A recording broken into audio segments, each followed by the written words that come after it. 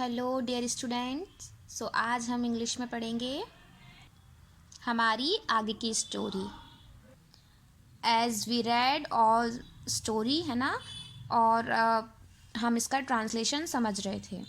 ठीक है, तो हमने स्टोरी कहाँ तक कवर अप कर ली थी? यहाँ तक कि अब वो जो ज्यूस है अब वो सुल्तान को एक स्टोरी सुनाएगा। ठीक है, अभी तक हमने क्या पढ़ा था कि सुल्तान सलादिन का जो सारा खजाना है वो खर्च हो गया था और उनको कुछ ज़्यादा पैसों की ज़रूरत थी। तो उन्होंने एक ज्यूस मर्चेंट है ना, एक यहूदी व्यापारी की उनको याद आई और उससे पैसे निकलवाने के लिए उन्होंने एक योजना रखी। कैसे? कि उसको बुलाया और उससे पूछा कि जुडिज्म, इस्लाम और क्रिश्चियनिटी में कौन सा धर्म सबसे बेस्ट है। और उन्होंने क्या सोचा था कि अगर अब यहूदी है तो ऑब्वियस सी बात है वो अपने ही धर्म की तारीफ़ करेगा, और यदि वो अपने धर्म की तारीफ़ करेगा और मुस्लिम धर्म से ऊपर बताएगा अपने धर्म को, तो मैं उसे जेल में डाल दूंगा और निकालने के लिए शर्त रखूँगा कि या तो मुझे पैसे दो या तो जेल में रहो। ठीक है, तो ये सुल्तान की ट्रिक थी। लेकिन जब वो इससे क्वेश्चन का आंसर पूछता है कि which of the three religions is the true one, Judaism, Islam और क्रिश्चियनिटी, है ना, तो जो जुडिस मर्चेंट है वो सुल्तान से कहता है कि I will tell you story. ठीक है, तो अब यहाँ से हम स्टोरी स्टार्ट करते हैं। Once there was a rich man who possessed a beautiful ring, the Jew began। तो जो ज्यू है वो शुरू करता है कि एक बार एक बहुत अमीर आदमी हुआ करता था। ठीक है, जिसके पास क्या था? एक बहुत सुंदर सी अंगूठी थी। He was so fond of the ring that he wished to do it an honor। तो वो अंगूठियों का इतना शौकीन था कि वो इसको एक सम्मान के रूप में करना चाहता था, मतलब विरासत के रूप में हम कह सकते हैं, है ना, वो करना चाहता था। So he made it known that before he died he would pass the ring on to the worthiest of his sons। So he made it known that, तो उसने क्या किया? बिफोर ही डाइड, मरने के पहले वो जो रिंग है वो अपने सबसे योग्य पुत्र, मतलब जो सब कुछ अच्छे से संभाल सके, ठीक है, उसको दे देता है। The son who receive the ring would inherit with his wealth and be the head of the family after the rich man death. तो जो भी जिस भी बेटे को वो अंगूठी मिलेगी तो वो क्या होगा? उस रियासत का अगला उसका उत्तराधिकारी होगा। ठीक है, उसका उत्तराधिकारी होगा और उसके धन का भी उत्तराधिकारी होगा। And be the head of the family, और उसके पूरे परिवार का मुखिया होगा after the rich mains death, उस अमीर व्यक्ति की मृत्यु के बाद। तो इस तरीके से वो सबसे अपने योग्य बेटे को वो अंगूठी दे देता है। One of his sons receive the ring and became the head of the family. तो उसके जिस भी बेटे को वो अंगूठी मिली वो उस परिवार का मुखिया बन गया।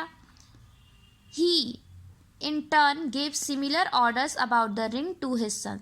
फिर इसी तरह क्रमशः उसने अपने बेटों को भी रिंग के बारे में वही आदेश दिए। And at the time of his death, अपनी डेथ के समय, acted as his father had done, जैसे कि उसके पिता ने उसके साथ किया था, तो उसने अपनी मृत्यु के समय भी अंगूठी के बारे में अपने पुत्रों को वही आदेश दिए।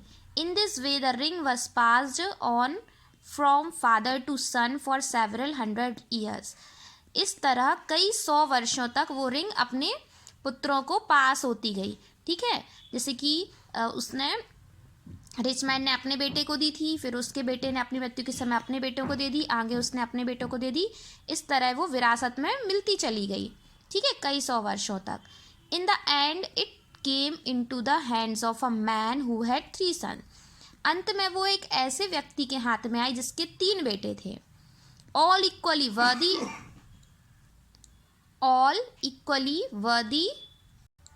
and equally devoted to him।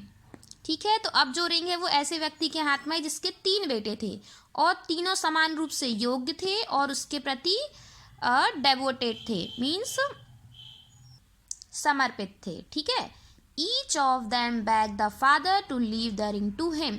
तो सभी ने अपने पिता से उस रिंग को छोड़ने की बात कही, मतलब सभी चाहते थे कि वो रिंग हमें मिले। The man loved all three of his sons equally. अब जो व्यक्ति है वो अपने तीनों पुत्रों को समान रूप से प्यार करता था। He promised the ring to each of them, तो उसने अंगूठी का वादा तीनों से किया कि वो तीनों को अंगूठी देगा। So he got a goldsmith to make 2 other rings exactly like the one he had inherited from his father। ठीक है, तो उसने सुनार से बिल्कुल वैसी ही और 2 अंगूठी बनाने के लिए कहा। कैसी? जैसी कि उसको उसके पिता से विरासत में मिली थी। इनहेरिटेड मीन्स विरासत। The 3 rings were so similar that the goldsmith himself could not tell which was the original one। वो तीनों अंगूठियाँ देखने में इतनी ज़्यादा समान थी या सेम थी कि सुनार खुद भी नहीं बता सकता था कि उसमें से असली कौन सी है। When the old man was dying, he secretly gave each of his son a ring। तो उसने व्यक्ति ने अपनी डेथ के समय क्या किया? चुपके से, मतलब सीक्रेटली, है ना, तीनों को एक एक ring they the. So after their father's death each of them claimed the inheritance, and to prove their claim each of them showed his own ring। फिर क्या हुआ कि उनकी पिता की मृत्यु के बाद तीनों ने ही दावा किया कि ये उत्तराधिकारी वो बनेंगे, है ना, और क्लेम करने लगे अंगूठी दिखा के कि पिता ने मुझे रिंग दी है। Everyone found the 3 rings to be so similar that no one could tell which was the true one। ठीक है, सभी को वो रिंग इतनी ज़्यादा सिमिलर दिख रही थी, मतलब इतनी ज़्यादा सेम दिख रही थी कि कोई भी नहीं बता सकता था कि असली कौन सी है। The question of the inheritance could not be settled, means उत्तराधिकारी का जो मामला है वो नहीं सुलझा, मतलब उसका जो उत्तर है वो किसी को नहीं मिला। And it has not been settled to this day, और ये मामला अभी तक सुलझा नहीं है, मतलब अभी तक चल रहा है। कोई नहीं बता पाया कि उसमें से असली कौन है और उत्तराधिकारी कौन बनेगा। नोबल सुल्तान, मतलब महान सुल्तान।